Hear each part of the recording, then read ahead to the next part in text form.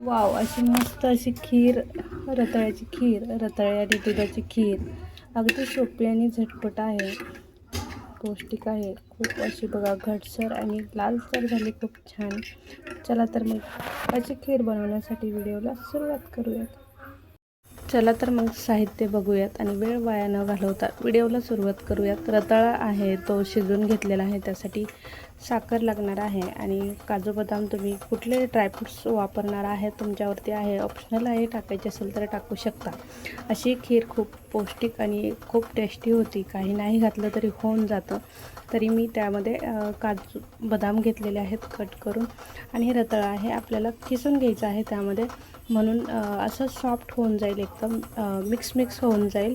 नाहीतर किसून नाही घेतलं तर या रताळ्याचे कसे असतात, असे मध्ये हे असतात बघा, गरे जे असतात त्याच्यामध्ये केस असल्यासारखे असतात, ह्या तारा असतात, त्या किसून एकजीव होऊन जातात. चला तर मग किसून घेऊयात. तर अशा प्रकारचं हे मस्त किसून झालेलं आहे छानसं. आणि किसून झाले तर मग आपण पॅन ठेवूयात आणि सुरुवात करूया खीर बनवायला. तोपर्यंत आपण व्यवस्थित साहित्य गोळा करेपर्यंत मस्त असं दूध गरम करून घेतलेलं आहे.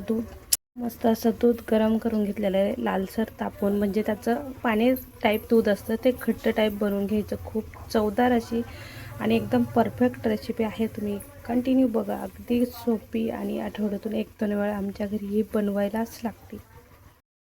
आपलं पॅन गरम झालेलं आहे, त्यामध्ये टाकायचं खूप सारं असं तूप असं मस्त स्प्रेड करून घ्यायचं. मस्त तूप विरघळायला वेळ लागत नाही. आणि त्यामध्ये आपल्याला टाकायचे आहेत काजू बदाम, जे ड्रायफ्रूट्स असतात ते कट करून चिरून घेतलेले आहेत तुम्ही, ते टाकायचे. मस्त तुपामध्ये परतू द्यायचे छानसे लालसर. सगळ्यात महत्त्वाचं म्हणजे याच्यासाठी इलायची कुटून घेतलेली आहे बघा. पावडर बनवली नाही, पावडर बनवली तरी चालेल, मी कुटून घेतलेली आहे मस्त.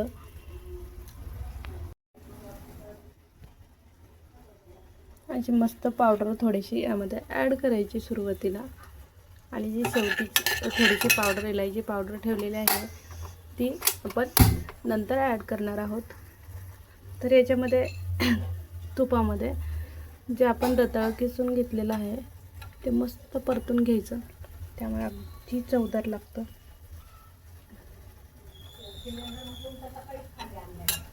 मस्त असं परतून घ्यायचं. वाव, खूप छान असं सुगंध सुटला आहे ना. खूप सोपी आणि पटकन होणारी रेसिपी आहे. मस्त असं परतून झालेलं आहे, खूप छान, अगदी खव्यासारखं दिसतंय. त्यामध्ये टाकायचं आहे आता दूध.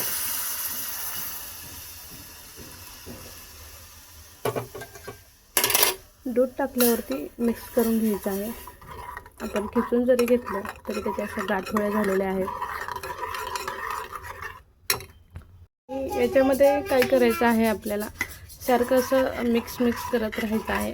मिक्स नाही केलं तर रताळं जे आहे ना ते अगदी चिकट टाईप असतं आणि कोरडं पण असतं जास्त, त्यामुळे ते खाली लागतं. त्यामुळे एक 5 मिनटासाठी अधूनमधून असं हलवत राहायचं. खूप छान असं हे बघा घट्टसर यायला लागले आणि लालसर व्हायला लागले. आता वरून टाकायची इलायची पावडर आणि साखर खूप घातली तरी चालेल, तुम्हाला कमी गोड आवडत असेल तरी चालेल. कारण रताळ हे स्वीट पोटॅटो, गोड बटाटा असल्यामुळे त्यामध्ये कमी साखर घातली तरी उत्तमच लागेल. तर मी साखर भरपूर घातलेली आहे, कारण आपण सारखं बनवत नाही आहे, म्हणून गोड पदार्थ हा स्वीटमध्ये खूप छान लागेल. आणि साखर टाकल्यावरती पण असं 1-2 मिनटासाठी सारखं अधूनमधून हलवत राहायचं. तर खीर झालेली आहे आपली तयार. तर आपण घेऊयात बाउलमध्ये काढून. असं टेक्स्चर आहे छान घटसर, खूप लिक्विड पण नाही, खूप अशी मस्त